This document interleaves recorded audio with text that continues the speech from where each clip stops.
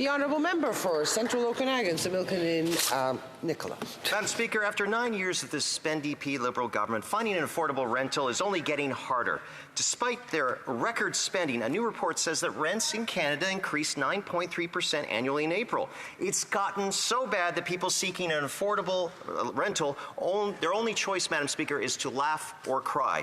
Given the dire situation of these renters, could the Minister of Housing please enlighten us as to whether he considers the performance of his government's housing strategy a comedy of errors or a tragedy of oversights? The honourable minister.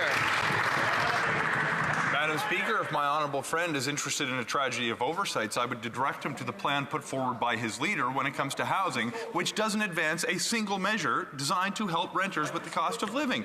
Madam Speaker, his plan that he is now campaigning on would literally increase taxes on rental construction in this country by putting the GST back on those construction projects. We have removed the GST, Madam Speaker. We have introduced low-cost financing to build more rental supply to bring down the cost across the ecosystem, across the country. In addition, Madam Speaker, we are putting more money on the table to provide affordable housing options with the Conservatives.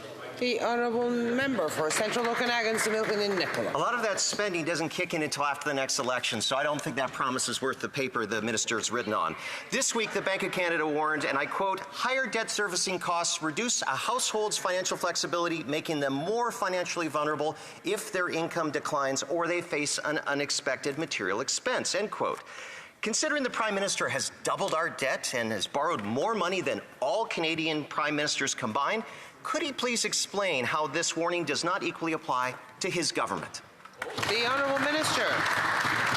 Madam Speaker, first to correct the misinformation, there is money flowing to projects, including in that member's province as we speak. We've signed multi-billion-dollar deals with provinces to build housing. We've invested billions more to now help the construction of nearly 500,000 units since the inception of the National Housing Strategy. But Madam Speaker, he seems to ignore the fact that Canada maintains one of the healthiest fiscal positions amongst advanced economies. I expect he's trying to distract because they've had a very bad week when Canadians are focused on their use of the notwithstanding clause to erode important rights that are protected by the Canadian Charter of Rights and Freedoms. Madam Speaker, we will move forward with... The honourable member for Kelowna Lake Country. Madam Speaker, after 9 years of this NDP Liberal government, deficit spending caused skyrocketing inflation, which caused higher interest rates, which is causing higher mortgage payments. Right. The Bank of Canada confirmed that the Prime Minister's wasteful spending is keeping interest rates higher for longer.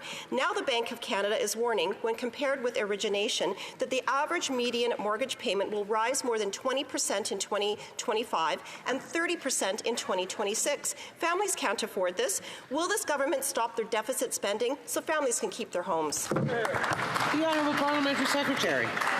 Madam Speaker, what I would like to ask the member opposite who just asked that question is how does she face her constituents when at the very time that homes were being evacuated, people were losing homes to climate-induced wildfires, she was fighting the price on carbon pollution and fighting our work on making sure that we fight climate change. This is what's actually putting homes at risk. We're going to be supporting our firefighters who are fighting those fires. We're going to be doing what we need to fight climate change, and we are protecting Canadians. The honourable member for Kelowna Lake Country. Well, Madam Speaker, after 9 years, this Prime Minister just isn't worth the cost. Right. For families with variable rate mortgages with fixed payments, it's even worse. Median mortgage payments will increase 60% by 2026. Working class paychecks have been shredded by this NDP Liberal government.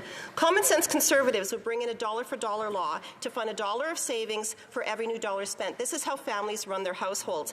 Can the minister explain how Canadian families are supposed to come up with hundreds or thousands of dollars more a month just to keep their homes? Great question. The honourable minister. Madam Speaker, we understand the very serious challenges that families are facing when it comes to the cost of housing, which is why we put a plan on the table that's designed to solve Canada's national housing crisis. What's fascinating about the member's own riding, we've actually invested $31.5 million in that community to build thousands of homes, which she and her party oppose. Moreover, the Conservative plan lists only 22 communities in the entire country that can benefit from their plans. Kelowna is not on the list. I hope she has a hard time explaining that to her constituents who thanked us for the investment we made to build housing in her community.